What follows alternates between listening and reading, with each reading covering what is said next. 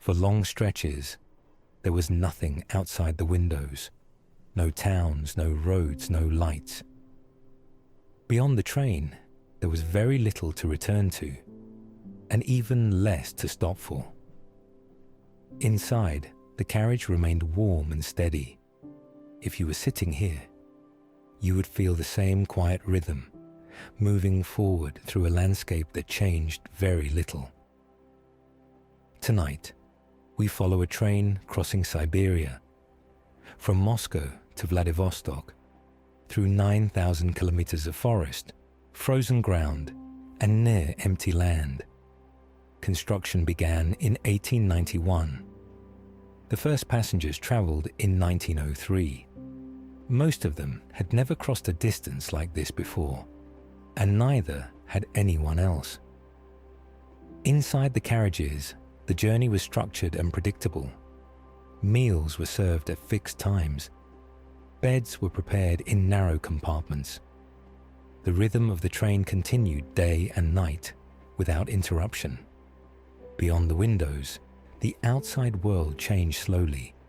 Forests stretched for hours without signs of settlement. Stations appeared briefly, then disappeared again into the distance. Movement continued, even when there was very little to mark its progress.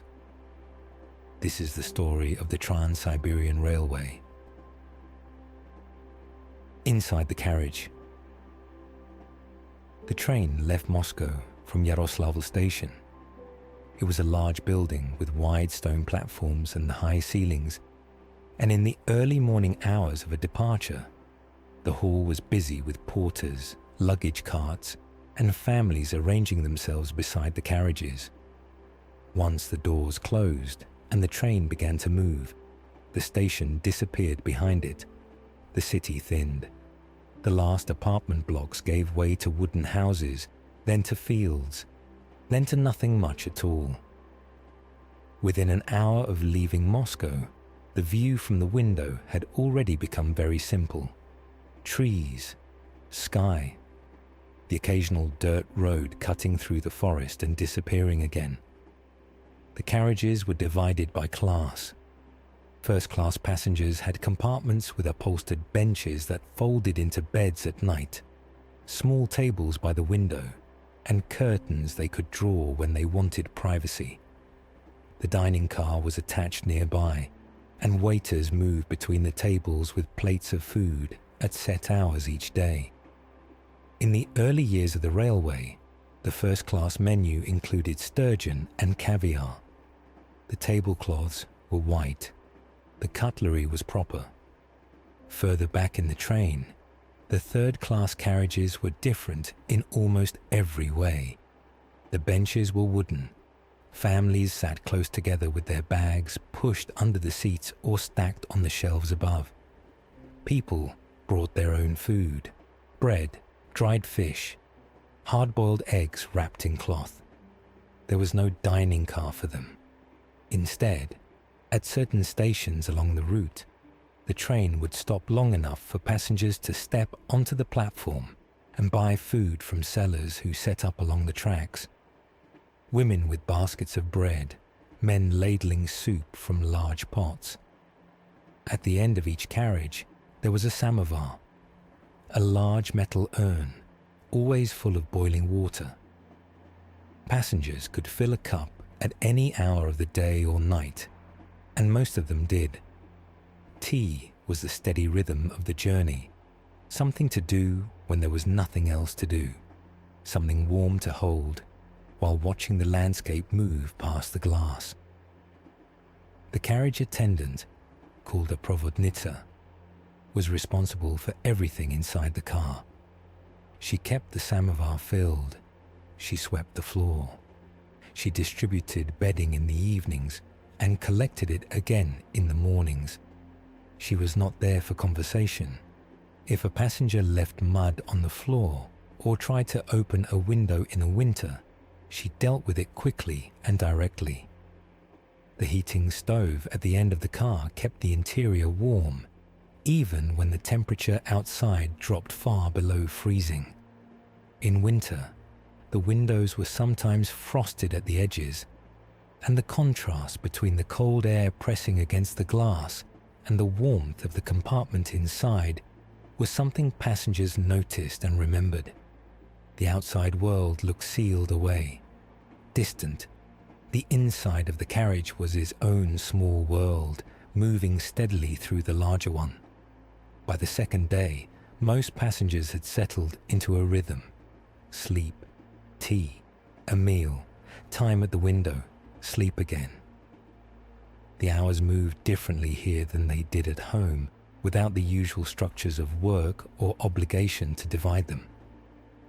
Outside, the birch forests of western Russia stretched in every direction, pale and even, the white trunks close together, the light filtering through them in long, flat bands.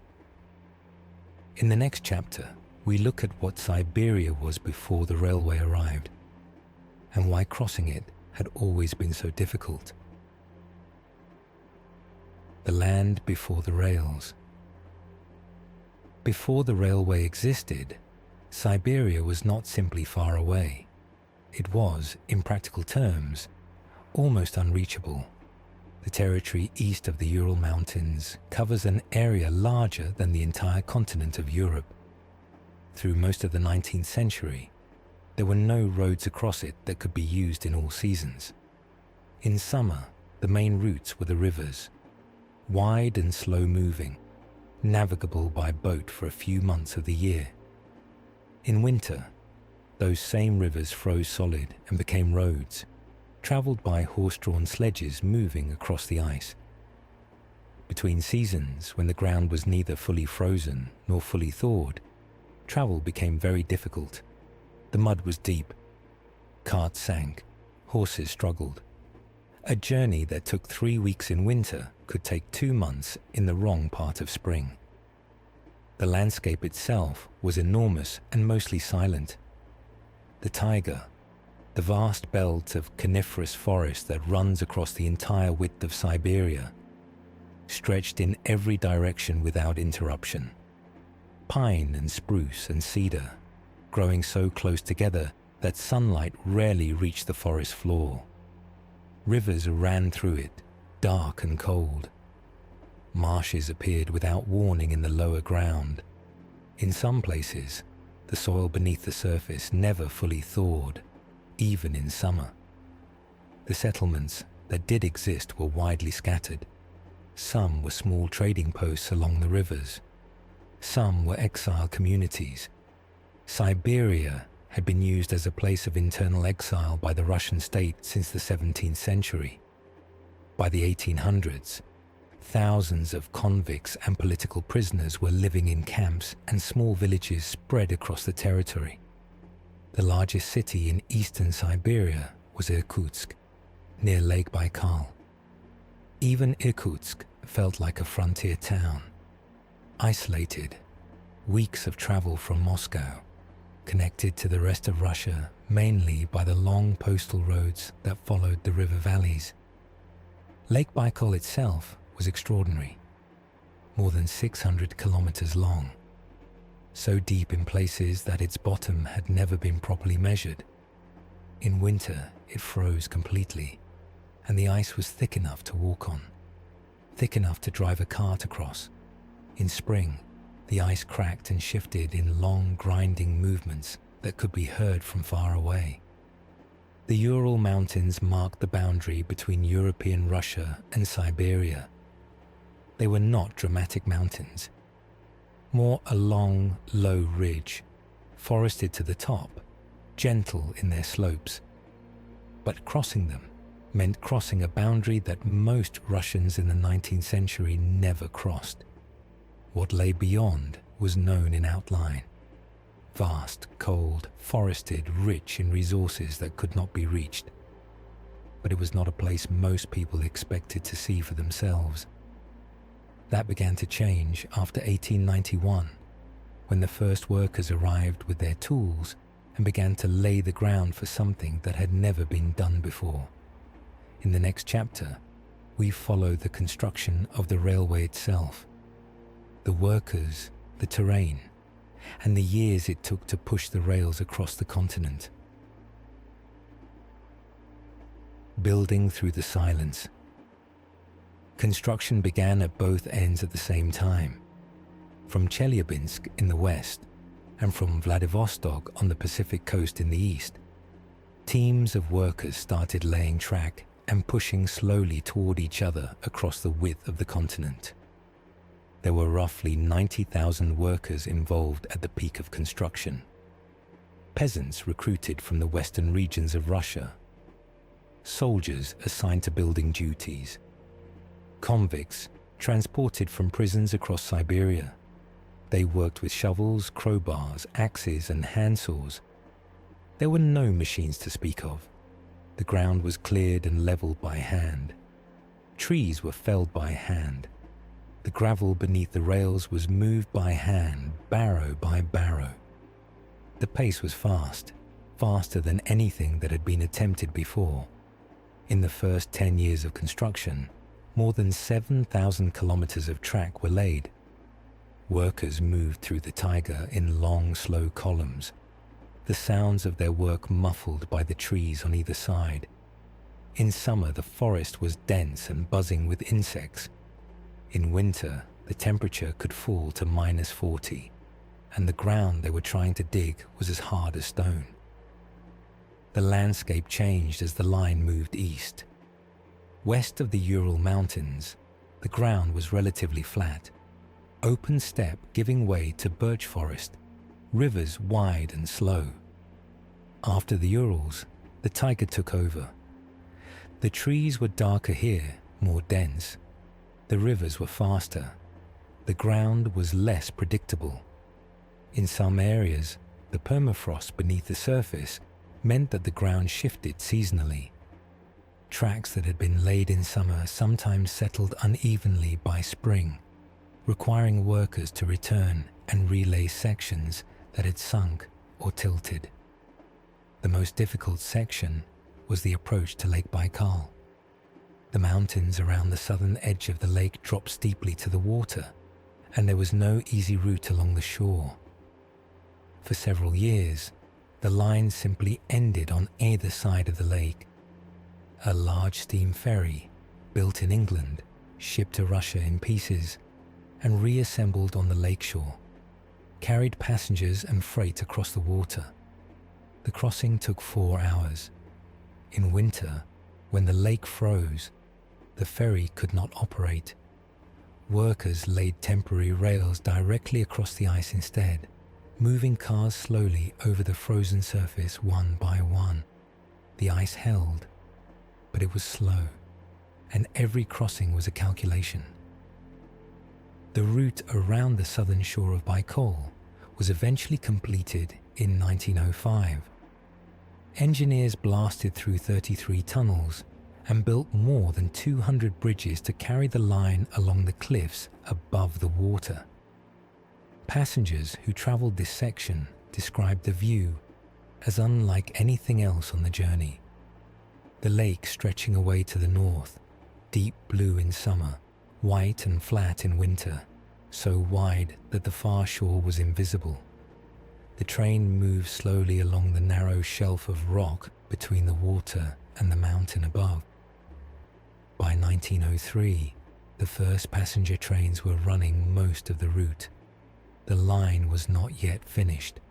It was not yet reliable, but it was moving, and people were on it, looking out of windows at a landscape that almost no one had ever seen from this angle before. In the next chapter, we look at the people who traveled this route in the early years, and what the journey was like for those who could afford comfort and those who could not. Two kinds of passenger. The Trans-Siberian Railway was one train, but it carried very different worlds inside it. At the front of the train, the first-class cars had been designed to make the journey feel like something other than a journey. There were salon cars with upholstered armchairs and silk curtains, a library with a small collection of books, a music room in some versions of the train, with a piano bolted to the floor so it would not slide on the curves. The dining car served multiple courses at lunchtime and dinner, with proper place settings and a printed menu. The bathrooms had marble fittings. The beds were made up each evening with clean linen. Foreign visitors, diplomats, journalists, wealthy travelers crossing from Europe to the Far East, wrote accounts of the journey that described the landscape in careful detail. The slow passage through the Ural Mountains, the widening of the sky as the steppe opened up east of Chelyabinsk, the first sight of the great Siberian rivers, the Ob, the Irtysh, the Yenisei, each one enormous, crossed by the train on long iron bridges that shuddered slightly as the carriages passed over them. But the majority of the people on the train were not in the first-class cars. They were in third class. And for them, the journey was something to be endured as much as experienced. Between 1891 and 1914, roughly 5 million people used the Trans-Siberian Railway to relocate permanently to Siberia. They were peasant families from the overcrowded farming regions of Western Russia and Ukraine, given land grants by the government in exchange for settling the Eastern Territory. They loaded everything they owned onto the train: tools, furniture, chickens in wooden crates, seed grain for the first planting season. The third-class cars were crowded and loud. The stops along the route were important for these passengers. At Omsk, at Novosibirsk, at Krasnoyarsk, the train paused long enough for people to get off and stretch, to buy food on the platform, to let children run for a few minutes on solid ground. The stations themselves were often the largest buildings for hundreds of kilometers in any direction. Then the whistle sounded. The passengers climbed back aboard, and the station slid away behind the train, and the forest returned. Always the forest. The same trees, the same pale light between the trunks, the same quiet that pressed in from all sides the moment the noise of the station was gone. For the peasant families in third class, the landscape outside was not scenery. It was their destination. Somewhere out there, past the forests and the rivers and the frozen ground, was the land they had been assigned, the place where they would arrive, step off the train, and begin again. In the next chapter, we look at a moment when the railway was pushed far beyond what it was built for, and what that revealed about the line and the land it crossed. The line under pressure. In February 1904, Japan launched a surprise attack on Russian ships at Port Arthur, a naval base on the coast of Manchuria. The Russo-Japanese War had begun, and almost immediately, the Trans-Siberian Railway became the most important piece of infrastructure in the conflict. Russia needed to move soldiers and supplies from the western part of the country to the battlefields on the Pacific coast, a distance of more than 9,000 kilometers. The railway was the only way to do it, and the railway was not ready for what was being asked of it. The line was single track for almost its entire length. This meant that trains moving east and trains moving west had to take turns. One would wait at a siding while the other passed. In normal times, with a modest number of trains each day, this was manageable. But during the war, the number of trains multiplied, and the delays multiplied with them. A train carrying wounded soldiers westward would hold up a train carrying ammunition eastward, and then the next train, and the one after that. Across thousands of kilometers of single track, the delays compounded into something much larger than a delay. Lake Baikal made things worse. Japan had timed the start of the war to coincide with winter, knowing that the ferry across the lake could not operate when the surface was frozen. The Trans-Siberian Railway around the southern shore had not yet been completed. Russian engineers laid rails directly across the ice of the lake instead, and moved train cars across one by one. The ice held, but it was slow and unreliable. The war ended in 1905 with Russia's defeat. In the years that followed, the government put money into fixing what the railway had failed to do. The Trans-Siberian route was completed. A new section was built along the Amur River through Russian territory. The wooden rails on some sections were replaced with steel. In 1916, 25 years after construction began, the final bridge across the Amur River was completed. The full line was joined. A passenger boarding a train in Moscow could now travel all the way to Vladivostok without once stepping off onto foreign soil. The landscape through this final eastern section was different from anything earlier on the route. The Amur River itself was enormous, wide and dark, moving slowly through flat forested land that stretched without interruption to the horizon. The light here in summer lasted late into the evening. It felt less like Siberia and more like a different country entirely. In the next chapter, we look more closely at life inside the train itself. What was served, who could afford it, and what the journey meant for those who had very little. What was served, and who could afford it. A first-class ticket on the Trans-Siberian Railway in the early 1900s cost roughly as much as a factory worker in Moscow would earn in 6 months. Not 6 weeks, 6 months. For most people living in Russia at the time, that number was simply not a number they could think about seriously. The first-class carriage was not for them, and everyone understood that. Those who did travel in first class were government officials, senior military officers, merchants who controlled significant trade, engineers working on imperial projects, and foreign diplomats or journalists crossing the continent for reasons of state or professional curiosity.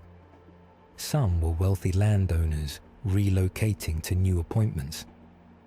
A few were aristocrats making the journey simply because it was the kind of thing one did when one had the time and the money and a reason to go east. The dining car attached to the first-class section was a real kitchen on wheels. There was no electricity on the early trains. The stoves ran on coal, and the cooks worked in a narrow galley that rocked and swayed with the movement of the train, keeping their balance while managing pots and pans through the long hours of each day. Bread was baked overnight, while the passengers slept in their compartments. By breakfast, the loaves were ready. The menus in the early years were serious documents. Lunch might begin with soup, a clear broth or a rich borscht, followed by fish, often sturgeon pulled fresh from the rivers the train passed over. Caviar was served without ceremony, as a matter of course, in the way bread might be set out at a table in a less remarkable place. Brandy and wine were available at each meal. The tablecloths were white. The glasses were real glass. The cutlery was silver-plated. One American traveler who made the crossing in the early years of the railway wrote afterward that the food had been superb. Game, unlimited caviar from Lake Baikal, thick Siberian cream, and good cigars after dinner. He had expected hardship and found something closer to a slow, rolling banquet. For passengers in third class, the experience was entirely different. There was no dining car for them. They brought what they had: bread wrapped in cloth, dried fish, jars of pickled vegetables, hard-boiled eggs. Some brought small clay pots with food their wives had prepared before departure, sealed and packed into bags alongside everything else they owned. The samovar at the end of the carriage gave them hot water for tea at any hour, and that was the one thing that first class and third class shared equally. Everyone drank tea. Everyone held their cup and looked out the window while the land moved past. At the larger stations, Omsk, Novosibirsk, Krasnoyarsk, the train stopped long enough for third-class passengers to step onto the platform and buy food from the sellers who waited there. Women stood with baskets of bread and boiled potatoes. Men sold smoked fish and ladles of hot soup from large pots balanced over small fires. The food was simple, and it was warm, and it was the only hot meal many passengers would have that day. When the whistle sounded, they climbed back aboard with whatever they had bought, and the train moved on, and the platform disappeared.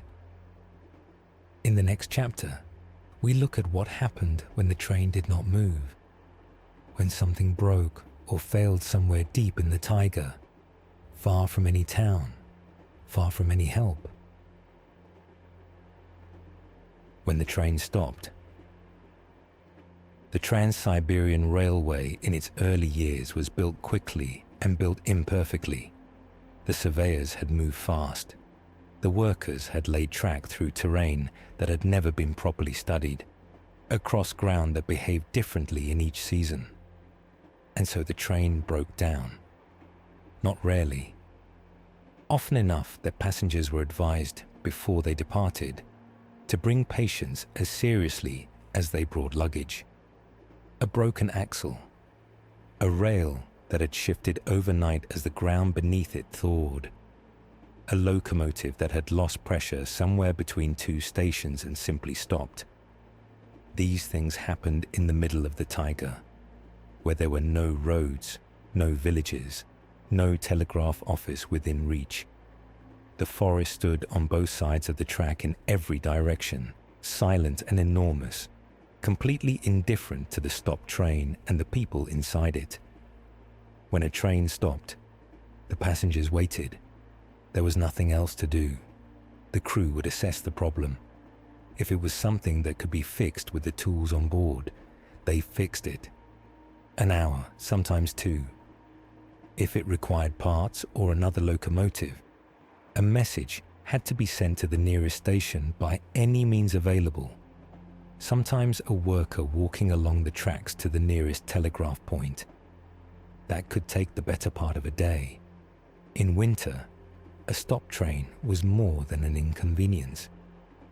The heating stoves in each carriage ran on coal that was loaded at stations along the route. A long delay meant the coal ran low. The temperature inside the carriages began to drop toward the temperature outside, which in the Siberian interior in January could fall to -30 or below. Passengers put on every layer they had brought. They moved together in the compartments. They waited. In third class, where the resources were thinner and the space was shared, long delays were harder. The food people had brought with them was calculated for the expected journey time, not for an extra day or two sitting still in the forest. When the train had been stopped long enough and the food ran short, there was nothing nearby to replace it. The forest outside offered nothing that a family with small children could easily use. And yet, by most accounts, people managed. They shared what they had. They helped each other. The particular social quality of a long train journey, the way strangers become temporary neighbors, the way the shared situation creates a kind of obligation, was perhaps most visible in these moments. Someone had tea. Someone else had bread. The samovar, if there was still coal to heat it, kept producing hot water, and people kept filling their cups, and the hours moved slowly past. Eventually, the train moved again. It always did. The forest fell back into their rhythm. The stations appeared again, one by one, at long intervals. The journey continued as if nothing had interrupted it. because out here, in the scale of the land the train was crossing, a delay of half a day was not much of anything at all.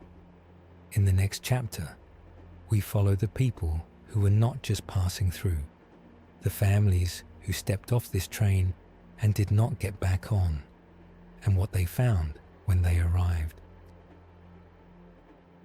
Why they came and what they found. In the farming regions of Western Russia and Ukraine in the 1890s, land was the problem. Families who had farmed the same plots for generations found themselves on soil that was exhausted, in villages where there was not enough land to divide among sons and grandsons. Taxes were high, the harvests were often poor. There was no obvious way forward on the land they already had. And then the government made an offer. Move to Siberia and the land would be yours. For every acre a family farmed for the state, they were given permission to work 5 acres for themselves. The first 10 years in Siberia came with a tax exemption. Special trains were organized to carry settlers east at reduced fares. The government wanted Siberia populated. It wanted the land worked. And it was willing to pay, in land and time, for families to make the move. Many did. Between 1891 and 1914, roughly 5 million people traveled east on the Trans-Siberian Railway to start over in Siberia. They loaded their households onto the train. Tools, furniture, seeds for the first planting season. Animals in crates, children on laps and in arms. The journey east took weeks. Some had never been more than a day's walk from where they were born. The land they arrived at was not always what they had been told to expect. The best farmland in Siberia was in the southwest, the area around Omsk and Novosibirsk, and the valleys of the Ob and Irtysh rivers, where the soil was dark and deep, the kind of earth that produced heavy harvests when the weather held. Families who arrived early and claimed land in these regions did well. They cleared the forest. They built houses from the timber they cut. They planted rye and wheat and barley in fields they had made themselves. But not every family arrived early, and not every family arrived in the right place. Some stepped off the train at stations in regions where the soil was thin, where the growing season was short, where the winters were harder than anything they had prepared for. About 1 in 5 families eventually returned west. They had tried, and the land had not worked out, and they went back, poorer than when they had left. The rest stayed. They built what they could in the time they had before the first winter came. What those who stayed built was, over time, considerable. By 1910, roughly 80 million acres of farmland were under cultivation in Siberia. The region was producing 16% of all the grain grown in the Russian Empire. Towns grew up around the stations. Schools and churches were built. The railway that had brought the families east now carried their grain west. Wheat and flour and butter moving in the opposite direction, back toward the markets of European Russia and beyond. The people on the train, looking out the window at the empty land, were looking at where they would spend the rest of their lives. They did not always know which station was theirs until the train slowed and stopped, and someone told them this was the place. They gathered their bags and their children, and they stepped down onto the platform, and the train moved on without them into the continuing silence of the forest. In the next chapter, we look at the landscape itself, the rivers, the forests, the long stretches of nothing that passed outside the window hour after hour, day after day.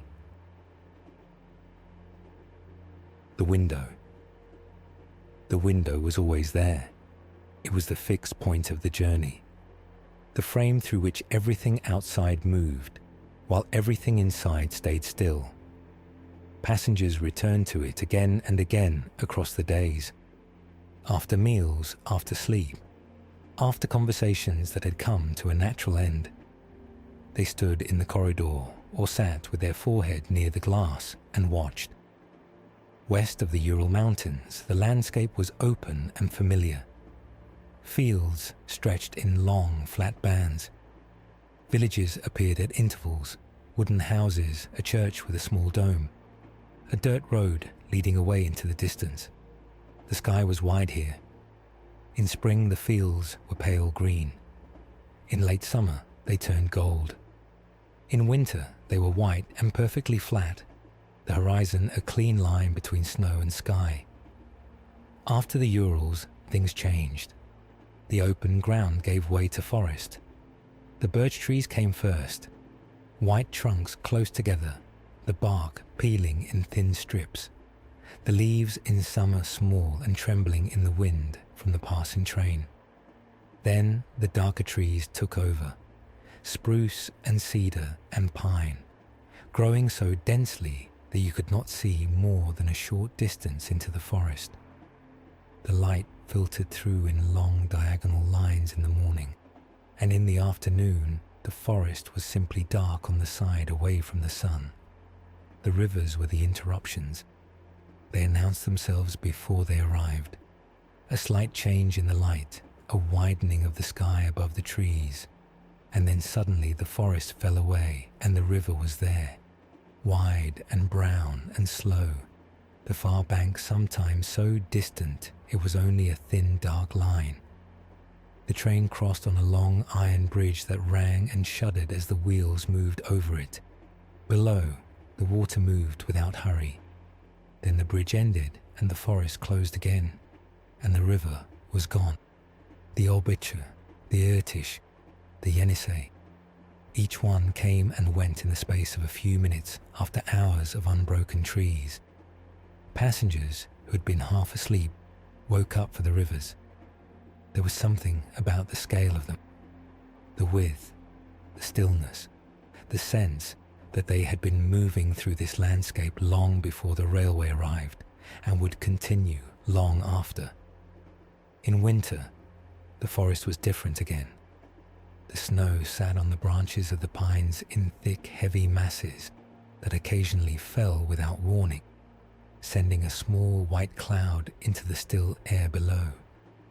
The birch trees were bare and their white trunks were almost invisible against the snow. The sky was low and pale. The light barely changed from morning to afternoon. By 3 o'clock it was already beginning to fade. By 5, the window showed nothing but darkness and the faint reflection of the carriage interior superimposed over the invisible forest outside. At night, if the sky was clear, there were stars, more stars than most passengers had ever seen, because there were no towns nearby to dim them. The forest was black below, and the sky was dense with light above, and the train moved through the middle of it at its steady, unhurried pace. The sound of the wheels on the rails, the only sound in a landscape that had no other sound at all. Some passengers sat at the window for hours without reading, without speaking, without any particular thought. The landscape did not demand anything of them. It simply continued, and they watched it continue until their eyes grew heavy and they went back to their compa. In the final chapter, we followed the train all the way to Vladivostok, through the last forests and the last rivers, to the edge of the Pacific and the end of the line. The same tracks, still moving. The Trans-Siberian Railway is still running. Trains leave Yaroslavl station in Moscow every day and arrive in Vladivostok 7 days later, crossing 8 time zones, following the same route that was laid between 1891 and 1916. The carriages are different now. The wooden benches are gone. The steam engines are gone. The line was fully electrified by 2002. The trains that run today are clean and steady, moving faster than the early trains ever did.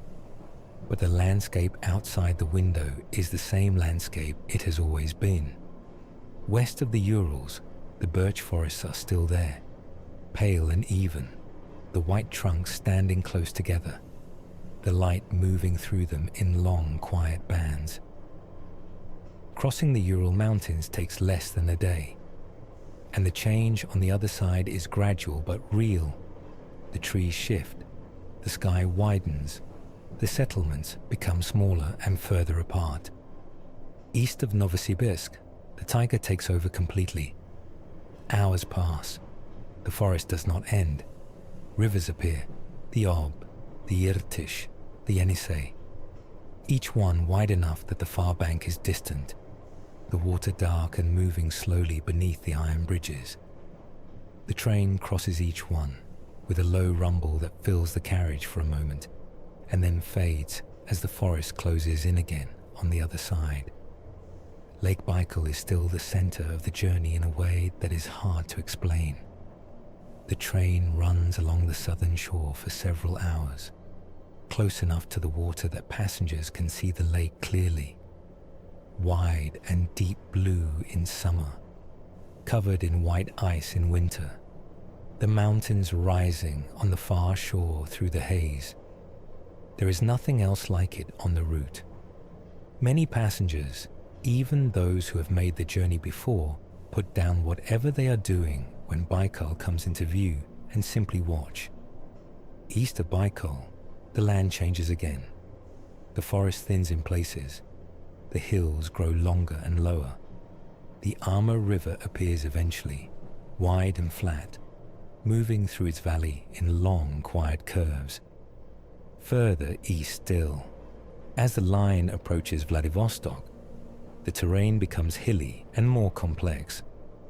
The Pacific coast just beyond the ridges, the air carrying something different, a saltiness, a softness that passengers notice without quite knowing what it is. And then the city appears. The train slows. The platform at Vladivostok station comes into view, the same station that has marked the eastern end of the journey since 1903.